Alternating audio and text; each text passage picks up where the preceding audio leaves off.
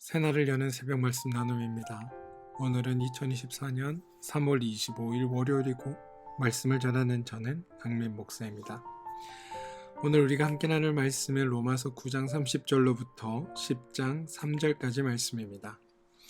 그런즉 우리가 무슨 말을 하리요? 의를 따르지 아니한 이방인들이 의를 얻었으니 곧 믿음에서 난 의요. 의의 법을 따라간 이스라엘은 율법에 이르지 못하였으니 어찌 그러하냐? 이는 그들이 믿음을 의지하지 않고 행위를 의지함이라. 부딪힐 돌에 부딪혔느니라.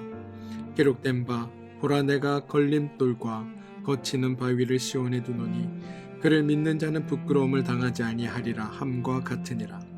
형제들아, 내 마음에 원하는 바와 하나님께 구하는 바는 이스라엘을 위함이니 곧 그들로 구원을 받게 함이라. 내가 증언하노니 그들이 하나님께 열심히 있으나 올바른 지식을 따르는 것이 아니라 하나님의 의를 모르고 자기의 의를 세우려고 힘써 하나님의 의에 복종하지 아니하였느니라. 로마서 9장 30절로부터 10장 3절까지 말씀이었습니다. 우리 인간의 본질적인 관심은 따지고 보면 행복을 누리는 것에 있습니다. 우리는 자신의 행복을 위해 살아갑니다. 그리고 행복을 누리기 위해 우리는 많은 선택의 기회가 있거나 다양한 방법이 있는 줄로 생각합니다. 그러나 따지고 보면 정작 선택의 여지는 몇 가지 존재하지 않습니다. 다양한 방법인 것처럼 이야기하지만 언제나 결론에 도달해 보면 내가 죽도록 수고하는 방법 이외에는 아무것도 없다는 것입니다. 무슨 생각을 가졌든지 무슨 꿈을 꾸었든지 어떤 신선한 아이템을 가졌든지 그것을 통해 행복을 누릴 수 있는 방법은 오직 하나, 최선을 다해 죽도록 노력하는 것 뿐입니다. 이게 세상의 법칙입니다. 그런데 아이러니한 건 그렇게 열심히 일하면 또 열심히 일하느라 정작 행복을 누리지 못한다는 겁니다. 어느 가정의 아내와 아이들을 행복하게 하기 위해 밤낮 없이 부지런히 일하느라 정작 아이들과 함께 시간을 보내는 행복은 누릴 수 없는 지경에 이르기도 합니다. 성공하고 나서 아이들하고 시간을 이제 지내야겠다라고 생각하면 그때는 아이들이 바빠져 부모와 함께 시간을 보낼 수 없게 됩니다. 성공을 위해 정말 열심히 공부하면 나중에 할 일이란 공부하는 일밖에 남지 않습니다. 우리가 추구하는 행복, 그런 것들은 다 이런 일들 투성이입니다. 행복을 쫓는다고 하지만 정말 행복이 무엇인지 그리고 그 행복은 어떻게 누릴 수 있는지 알지 못한 채 그냥 맹목적인 어떤 목적만을 향해 달려가는 게 우리의 모습이라는 겁니다. 그리고 그게 죄된 우리의 한계이기도 합니다.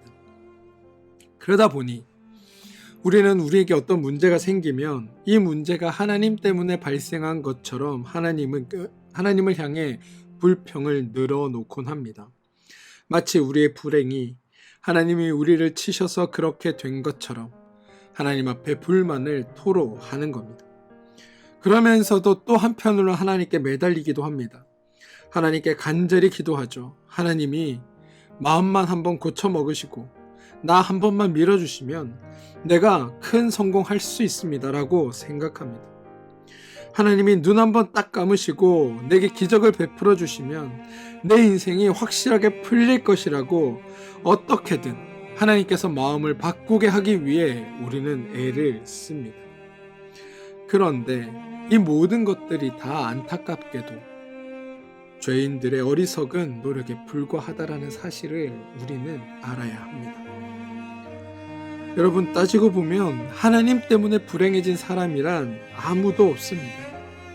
하나님은 전능하신 하나님이십니다. 하나님은 우리의 도움이나 우리의 후원이나 우리의 어떤 약속으로 말미암아 이루어지는 일들이 필요한 분이 아닙니다. 하나님의 뜻은 우리와 충돌하지 않으시고 하나님의 행하심은 우리와 경쟁되는 게 아닙니다. 우리가 기억해야 할 건 우리의 하나님은 철저하게 우리를 위하시는 분이다라는 사실입니다. 하나님의 뜻은 이렇게 죄의 결과로 죽을 수밖에 없는 우리를 생명으로 이끄시는 것, 그게 하나님의 뜻이다. 하나님의 일하심은 우리를 진노의 그릇에서 보호하시는 것, 그리고 의의 존재로 우리를 변화시켜서 하나님의 자녀 삼으신 것, 이게 하나님의 일하심이다.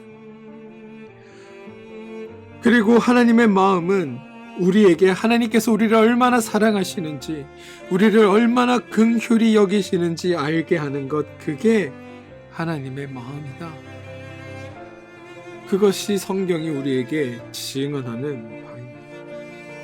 우리가 행복하게 살기 위해서, 우리의 삶에서 행복을 추구하기 위해서 우리가 해야 할 가장 중요한 건 하나님의 뜻, 하나님의 생각, 하나님의 행하심들을 우리 또한 따라가는 겁니다.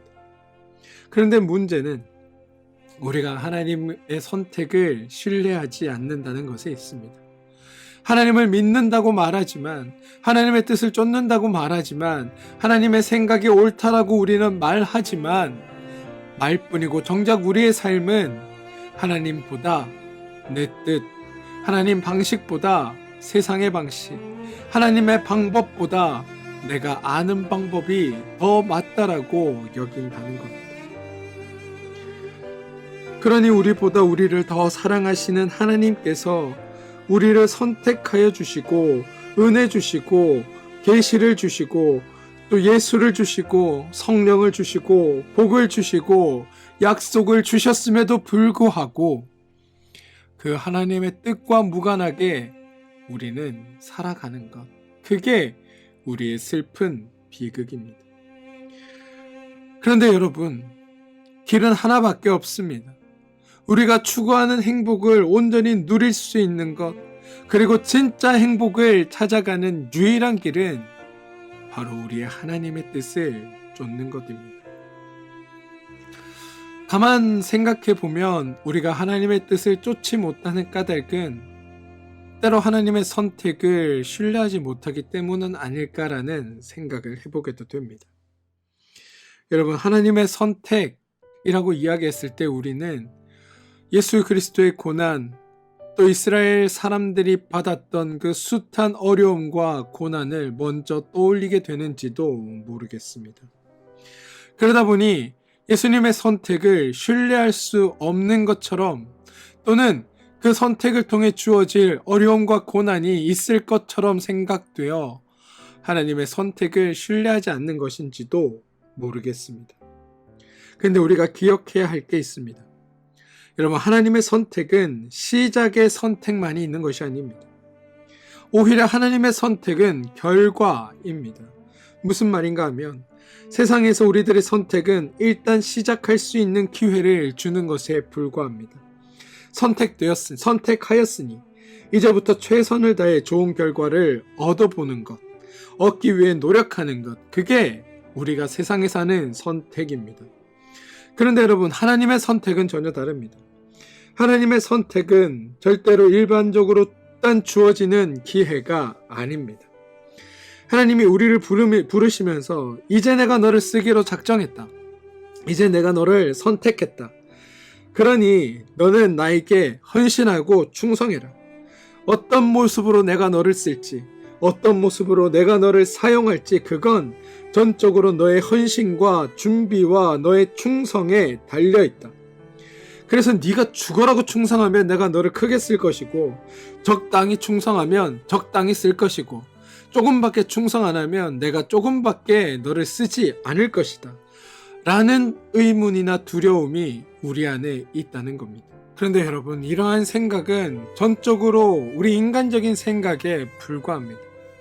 성경은 너의 충성과 헌신과 너의 수고가 너에게 주어질 복을 결정한다라고 단 한 번도 말하지 않습니다. 그건 성경의 방식이 아니라 세상의 방식입니다. 그건 은혜가 아닙니다. 하나님의 선택은 결과, 다시 말해 우리를 책임지는 선택을 하신다는 겁니다. 내가 하나님께 선택받았다는 것, 내가 충성하여 하나님의 종으로 하나님의 마음대로 내 삶이 움직여진다는 뜻이 아니라 하나님께서 너의 삶을 책임지신다라는 의미라는 것을 알아야 합니다. 그래서 하나님은 우리를 선택하고 이렇게 말씀하시는 겁니다. 내가 너를 선택했다. 이제 다 되었다. 모든 것이 완성되었고 모든 것이 너에게 보장되었다. 너는 하나님이 내가 책임진다. 그 어느 것도 너를 방해하지 못할 것이다. 그러니 아무 걱정하지 말고 이제 너의 삶 속에서 내가 주어주는 그 안에서 너는 자유하며 그 삶을 누리며 살도록 내가 너를 책임지겠다. 이게 하나님의 선택의 이유라는 겁니다. 우리는 우리가 하나님을 찾지도 바라지도 구하지도 않았을 때 하나님이 우리를 찾아오셔서 나를 선택하시고 은혜를 주셨습니다. 그래서 우리가 할 말은 9장 30절 그런즉 무슨 말 하리요? 다시 말해 아무 할 말이 없다는 겁니다. 나를 선택하여 주신 하나님, 나를 책임져 주시는 하나님, 그래서 나는 하나님 앞에 오직 감사하는 것, 오직 하나님 앞에 그저 기뻐하는 것밖에 할 수 없는 것, 그게 우리에게 주어진 일들입니다. 하나님은 우리를 선택하셔서 우리의 삶을 독단적으로 이끄시고 하나님의 마음대로 이리저리 내보내서 고난도 받게 하고 힘든 일에도 처하게 하고, 그래서 하나님 마음대로 우리 삶을 만들어 가신 것이 아니라 하나님은 우리의 삶을 책임지신다고 약속하셨기에 기꺼이 하나님의 뜻에 우리가 순종하며 쫓아갈 수 있는 것, 그러다 보니 때로는 어려운 일에도 처하게 되고 때로는 고난 가운데 있게 되고 또 때로는 행복하고 기쁜 삶에 놓이게 되는 것, 그 모든 것이 하나님의 선한 뜻을 믿기에 주님을 쫓는 삶을 사는 사람들에게 나타나는 일이라는 것을 여러분 기억하시기 바랍니다. 그리고 더 분명한 건 그 모든 삶의 자리를 지나 하나님은 우리를 하나님의 은혜 가운데, 하나님의 축복 가운데, 하나님의 선하신 뜻 가운데 우리를 세워주셔서 우리를 하여금 주님의 그 영광스러운 자리에 동참할 수 있도록 우리를 인도하신다라는 사실입니다. 그러니 하나님께서 우리를 선택하시는 그 선택에 우리는 두려워하거나 불평할 필요가 없는 겁니다.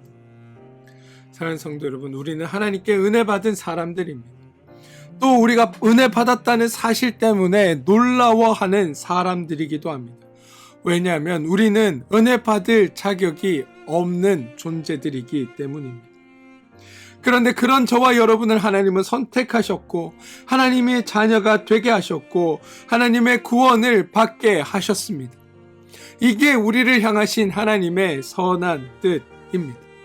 따지고 보면 우리가 하나님의 자녀가 된 것 자체가 기적 중에 기적이고 더 할 말 없는 신비한 일이라는 것을 우리는 알아야 합니다.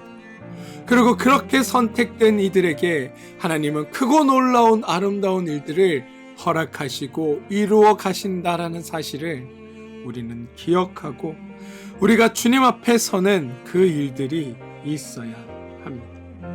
사랑하는 성도 여러분, 로마서 9장 30절에서 32절은 다음과 같이 이렇게 고백합니다.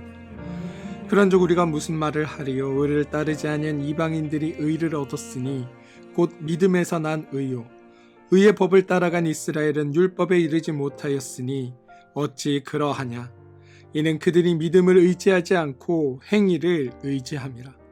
부딪힐 돌에 부딪혔느니라. 무슨 말이냐 하면 하나님의 의를 따라간 사람들이 의를 얻는 것이 정상인데 정작 의를 따르는 사람들은 의를 얻지 못하였고 아예 의를 따라가지 아니한 사람들이 하나님의 의를 얻었다는 겁니다. 그리고 의를 따라가지도 않았는데 하나님의 의를 얻었으면 이건 우리의 행위로 인한 결과가 아니라 오직 하나님의 하나님됨, 다시 말해 하나님의 은혜로 말미암아 이루어진 일이라는 고백을 바울은 하고 있습니다.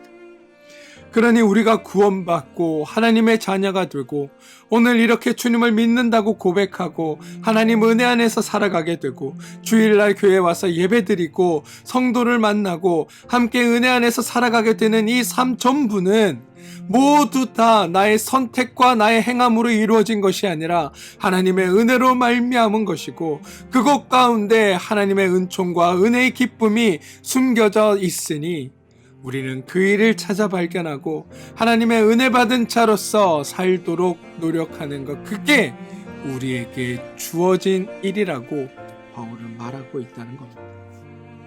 여러분, 행위의 법칙은 합리적이고 정당합니다.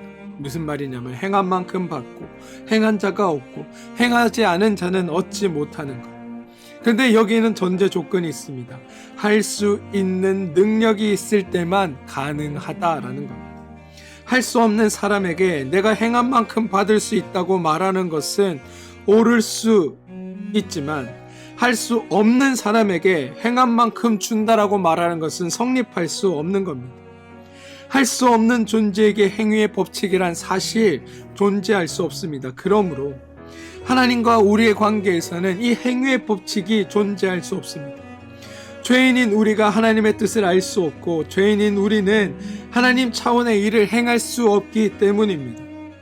따라서 우리가 받고 있는 모든 것, 우리가 하나님으로부터 받고 있는 이 모든 것들은 다 하나님이 우리를 위해 주시는 겁니다. 그래서 이걸 은혜라는 말로 표현하는 겁니다. 말 그대로 은혜는 은혜입니다. 은혜를 받기 위해서 어떤 존재 조건은 있어야 하는 것이 아니며 은혜를 받은 후에 이 은혜를 갚기 위해 무언가를 더 해야 하는 것도 아닙니다. 거저 주시는 은혜, 거저 베푸시는 하나님의 사랑이 우리 안에 있다는 것. 저는 이 사실을 여러분들이 늘 기억하고 사시길 소망합니다. 우리는 하나님의 뜻과 하나님의 마음과 하나님의 일하심의 결과로 모든 것을 얻었습니다. 모든 것을 그냥 누리게 되었습니다. 그러니 기꺼이 하나님의 뜻을 쫓는 게 우리가 참된 행복으로 나아갈 수 있는 유일한 길임을 알아야 합니다. 그저 주셨기에 감사하고 그저 받았기에 기뻐하고 그러면서 그것을 가지고 하나님이 베푸신 은혜 안에 우리의 삶을 누리며 살아가는 것, 그게 하나님이 주시는 은혜를 주신 이유이고 하나님이 베푸신 모든 것 안에서 참 행복을 누리며 나아가는 게 우리에게 주어진 몫임을 기억하시고 오늘 하루 여러분의 삶에서 복되고 행복한 일이 넘쳐나고 가득하게 되길 주님의 이름으로 축원드립니다. 하나님의 사랑에 기대고 하나님의 이끄심에 기대어 하나님이 이루어내심 속에 참된 행복을 누리는 그런 복된 성도들, 그게 바로 여러분임을 기억하시고 오늘 하루 하나님 주시는 놀라운 은총 안에 행복한 삶 되시길 주님의 이름으로 축원합니다. 기도하겠습니다. 주님, 우리에게 베푸신 하나님의 은혜에 감격하며 살아가는 우리가 되게 해 주시옵소서. 하나님의 행하심 앞에 오직 감사함으로 주어진 우리의 삶을 누리며 살아가는 그런 오늘 하루가 되게 하여 주옵소서. 예수님의 이름으로 기도합니다. 아멘.